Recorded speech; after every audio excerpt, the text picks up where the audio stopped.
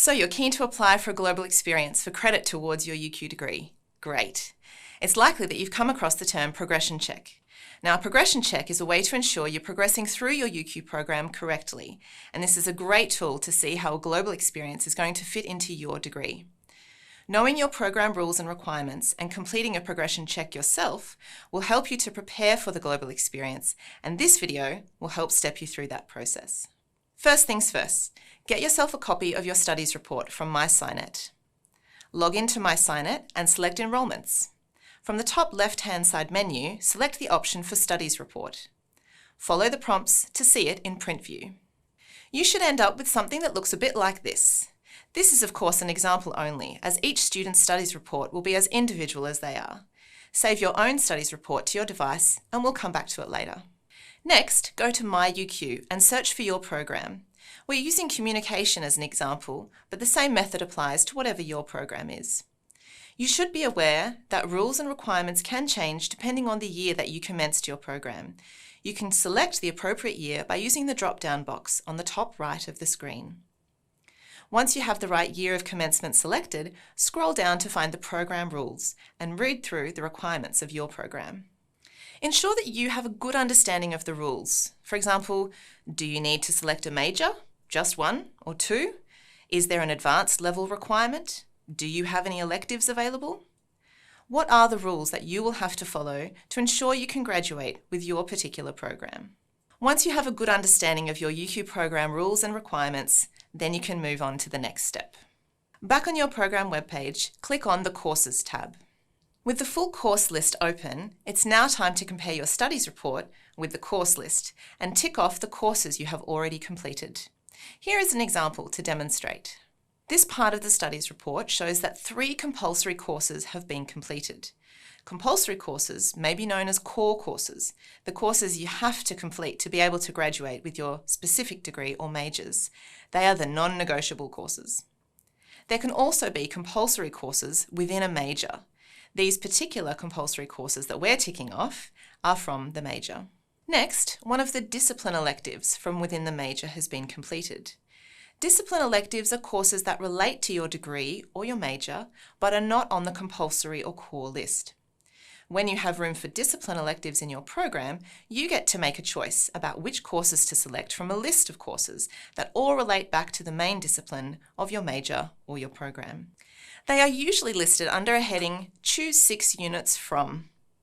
Now we know that this course we're ticking off is a discipline elective because it's listed under the heading, Choose 6 units from. Finally, 2 courses have been completed that are not actually listed in the program course list. The student was able to take these courses because the program rules allow for 16 units of elective courses. This is the type of credit that allows a student to study courses outside their majors or minors, or even outside their school or faculty, according to their own personal interest. If your program rules state that you have electives from Part B or Part C and/or other courses, then you should have room for general electives. Once you have finished comparing your own studies report and the program course list, you will have identified not only what you have already completed, but most importantly, what you still have available to study as part of your UQ program. Now, when it comes to a global experience for credit, you need to make sure that whatever you do overseas can fit into the credit you still have left in your UQ program. So what have you found out? What do you have left in your degree? The best possible scenario by far is that you still have some general electives available in your UQ program.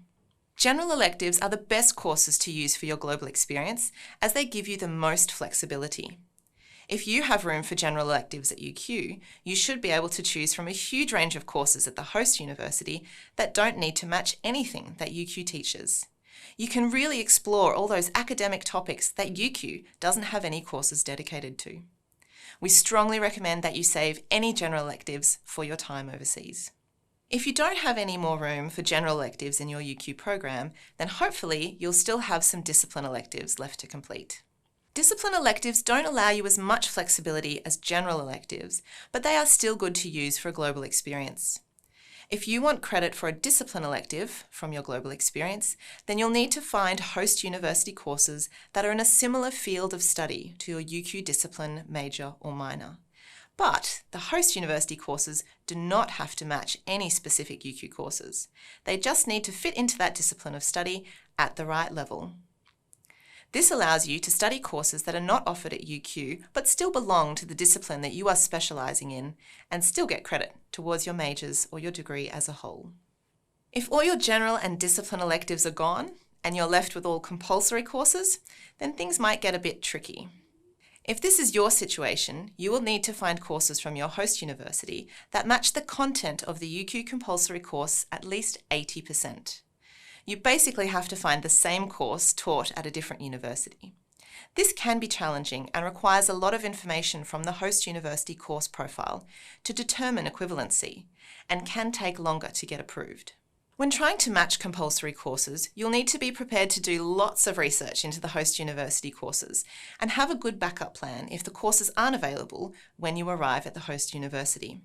Make sure you check the credit precedent database and check the host university page for any additional information specific to HASS.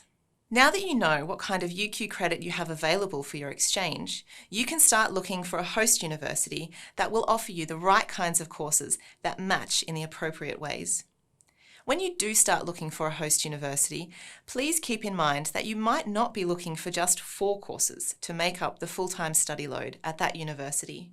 You might need to find anywhere between 2 and 10 courses per semester to fulfill the host university study load and get credit for UQ's full-time study load. Study loads vary between host universities, depending on their full-time study load and the credit value of their individual courses. It might be 2 courses, each 50% of the full-time study load, or maybe 3 courses, typical in the UK, or perhaps 5 courses, typical in the US and Canada, or it might be 6 or more courses in Europe or Asia. Very rarely will you find that you have to complete exactly 4 courses at your host university to be equivalent to your 8 UQ units of UQ credit to be gained from your exchange. More information on the full-time study loads, how to fill in your study plan, and how to research host university options can be sought from the Internships and Global Experiences team on a website, via an appointment, watching an information session, watching other videos like this, or you can email iget@uq.edu.au with any questions you have. I can say from personal experience and working with exchange students that exchange has been an incredible part of their time at UQ, and I wish you the very best of luck on this amazing journey and have a great time overseas.